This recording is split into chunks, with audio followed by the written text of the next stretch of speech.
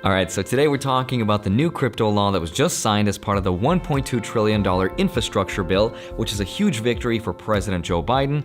I'm not going to bore you with the details. I'm sure you've seen what's in this bill, but in a nutshell, it focuses on improving transportation systems. That means building new roads, new bridges, giving access to clean water, renewable energy, focusing on improving high-speed internet, focusing on jobs. It's things that America desperately needs.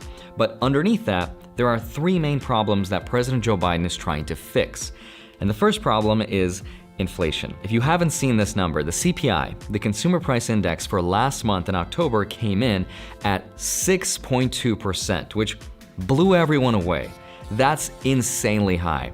That is the highest we've seen since August of 1991. In the last 30 years, we've had the most amount of inflation we've ever seen. This is crazy. The second problem that he's trying to fix, of course, is supply chain issues, because we are making stuff, but we're not shipping it. It's just stuck at the ports.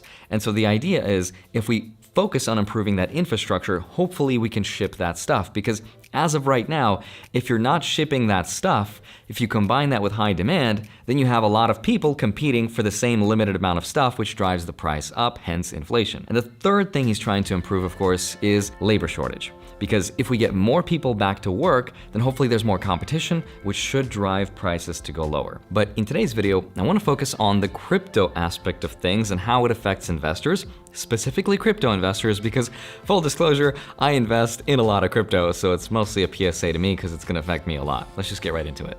Hi, my name is Andre Jick. Hope you're doing well. Come for the finance and stay for the transitory video.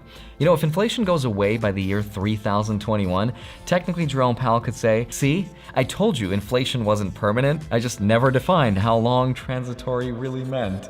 But inflation is higher than we expected. Let me just quickly share with you some of these numbers, because this is the reason why cryptos like Bitcoin and Ethereum have been skyrocketing in value recently. It's because inflation is crazier than we thought. From October 2020 to October 2021, here's how much prices have gone up. Shelter is up 3.5%, and this is a big one because it represents 32.5% of the entire weight of that score. There's also food like meat, chicken, eggs, fish. That is up 11.9%.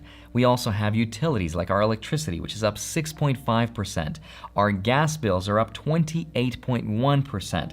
New cars are 9.8% more expensive. Used cars are up 26.4%.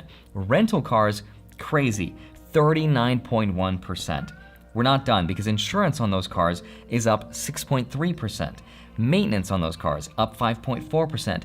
Gas for those cars is up 49.6%. And then restaurant food is up 5.3%. Hotels are up 25.5%. The point is, everything is getting more expensive across the board. I know we talk about inflation all the time, and it's hard to really understand these numbers unless you put them in some sort of a context. And I was talking to a friend the other day, and I put it like this. Imagine you had $1,000 saved in your bank account. Even though the value of that $1,000 didn't change, like the number didn't fluctuate, it's still $1,000, the amount of stuff that it buys you today is significantly less.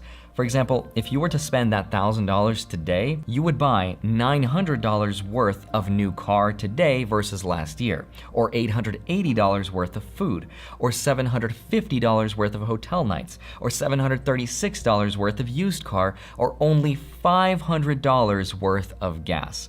When you put it in that kind of a perspective, it becomes very upsetting to realize that even though you worked hard to save your money, today it's worth that much less in only 1 year. This is why you need to start investing instead of keeping your money in the bank. And as more people wake up to realize this, they'll also start investing, which is why the price of assets will continue to grow and get higher until we're forced to slow that growth rate down by increasing interest rates. But with all that out of the way, if you did start investing your money, especially into crypto, let's talk about how this infrastructure bill will actually affect you. There's two interesting clauses inside of this bill that's about to make things a little bit more complicated for us. And the first provision is SEC 8603, information reporting for brokers and digital assets. Now, this basically redefines and expands the definition of what it means to be a broker. In the traditional sense, a broker is a company like Coinbase, for example.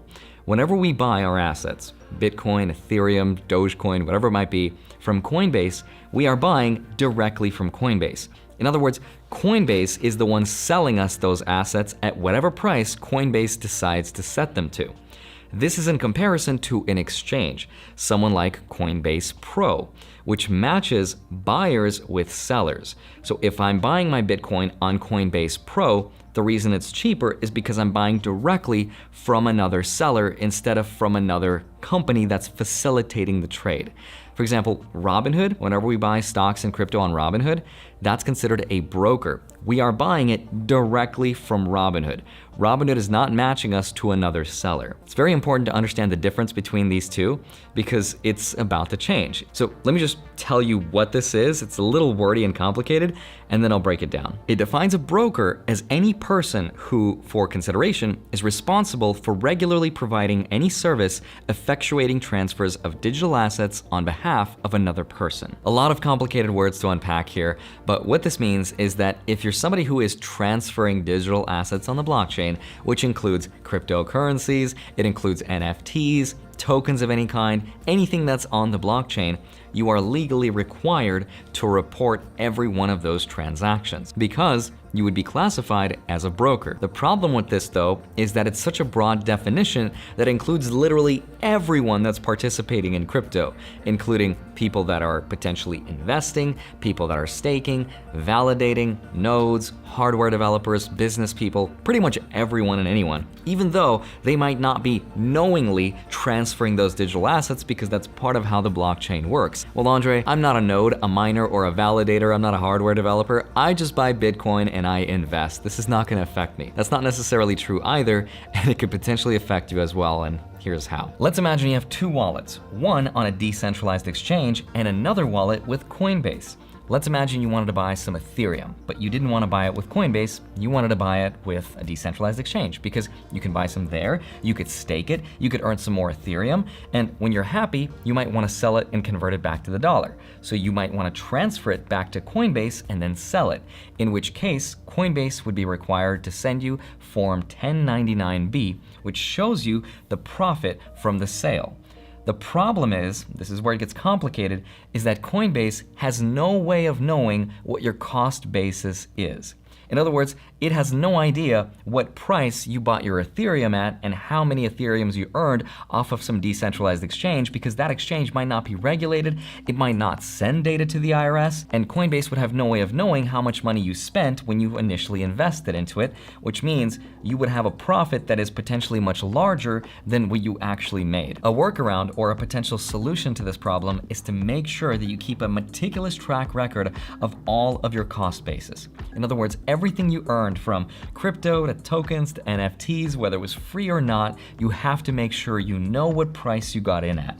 This is one of the biggest reasons why I personally keep all of my crypto on centralized exchanges, because I know they're regulated. And by law, they are required to send me a report at the end of the year, which shows me a breakdown of my cost basis, what I earned, which I can then take and give to my accountant so they can calculate my taxes for me.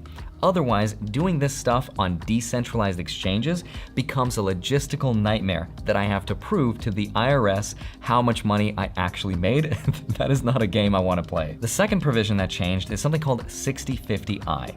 Law 6050I states that anyone who receives $10,000 or more needs to report that income to the IRS and let them know that person's social security number and mailing address.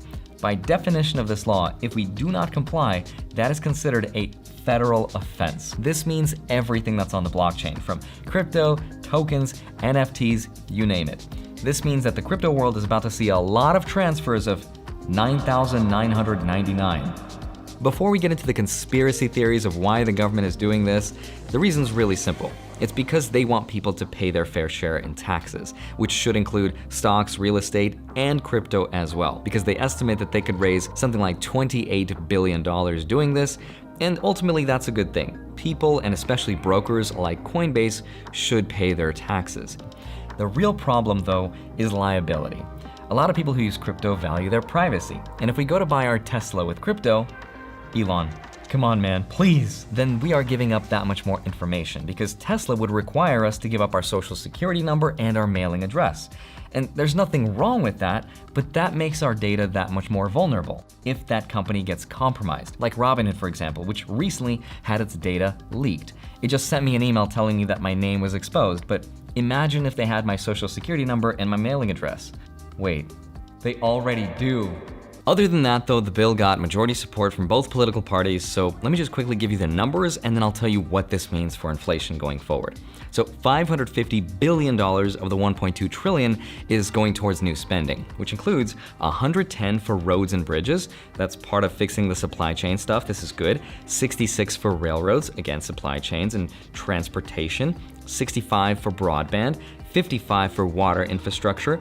$47 for cybersecurity and climate change, awesome. $39 for public transport, $25 for airports, $21 for the environment, $17 for ports, again, supply chains, $11 for safety, $8 for Western water infrastructure, $7.5 for electric vehicle charging stations, and another $7.5 for electric school buses. I wish I wanted an electric school bus when I was a kid. A lot of this bill is basically focused on expanding the economy and helping us reduce friction and the supply chain problems so that we can hopefully drive the prices lower.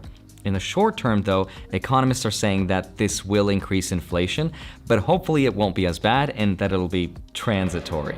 The argument against this bill is to say, look, we've seen so much inflation this year. I mean, last month in October alone, we've seen the most inflation we've ever seen in the last 30 years. So even though this bill means well, perhaps we should be careful not to do it for next year in 2022, because there's no guarantee that inflation doesn't go higher. And even if we increase it by just a tiny bit, it could still influence people's perceptions and make things that much worse, because if you flood the economy with even more money, this could create more demand. And we can't meet that demand because we have supply chain issues and labor shortage, which creates inflationary pressures, which means prices will go up.